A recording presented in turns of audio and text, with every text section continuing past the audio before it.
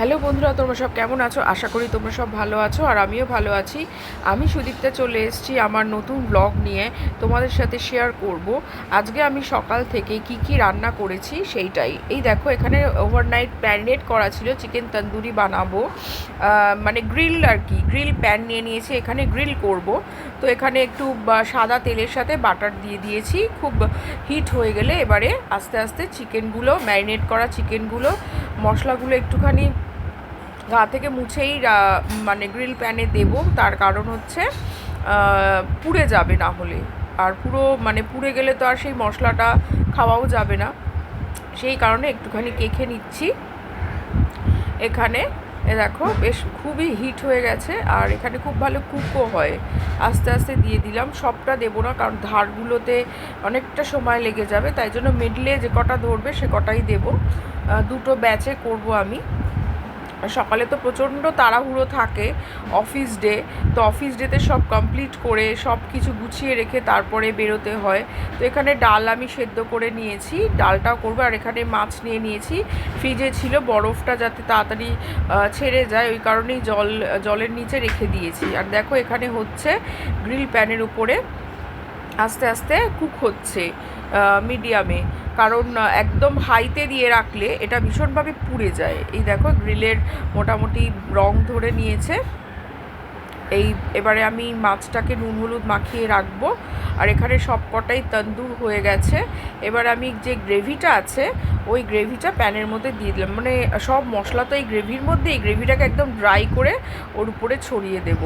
এখানে আমি মাছের জন্য টমেটো, রসুন, কাঁচা লঙ্কা, পেঁয়াজ নিয়ে নিয়েছি, পেস্ট বানিয়ে নেব। এটা হয়ে গেলেই আমি মাছ বসাবো, ডাল সম্বার দেব।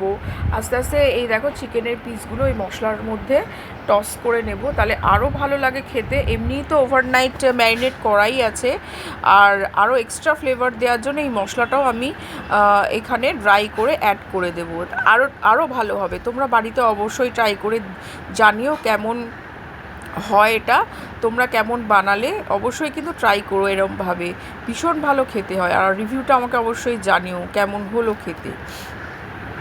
আর এই যে জুসটা আছে এই জুসটাও দিয়ে দেবো, কারণ এর মধ্যে এই তন্দুর করা চিকেন থেকে যে অয়েল বেরিয়েছে সেটার মধ্যে আছে, সেটা দিয়ে দিলাম প্লেট থেকে। তো এরমভাবে আমি তন্দুর চিকেনটা পুরোটাই বানিয়ে নিচ্ছি। মোটামুটি রেডি হয়ে গেছে। এই দেখো দারুণ আর কি, ফ্লেভারটা তো দুর্ধর্ষ, গন্ধতে পুরো মমা করছে। আর মাছটাও এবারে করে নেব। মাছের মশলাটা দেখেছো আমি মিক্সিতে পেস্ট করার জন্য রেখে দিয়েছি, পেস্ট করে নেব। আর এই ভিডিওটা যদি ভালো লাগে অবশ্যই লাইক কমেন্ট শেয়ার করে দিও, আর পেজটাকে ফলো করে দিও। আর যারা ইউটিউব চ্যানেল থেকে দেখছো অবশ্যই সাবস্ক্রাইব করে দিও আমার চ্যানেলটিকে।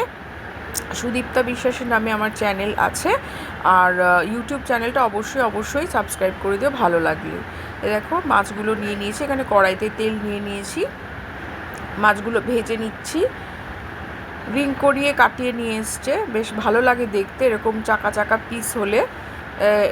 এই তেলের মধ্যেই, মাছ ভাজার তেলের মধ্যেই আমি দিয়ে দেবো হচ্ছে কালো জিরে দিয়ে দিলাম, এখানে একটু হলুদ দিয়ে দেব।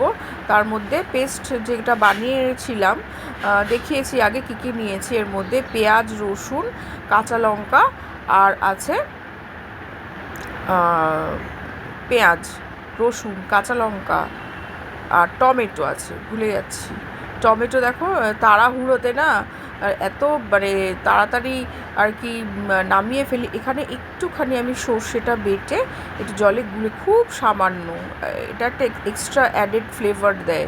তো তোমরা এরমভাবে কারা কারা মাছের ঝোল বানাও আমাকে অবশ্যই জানিও।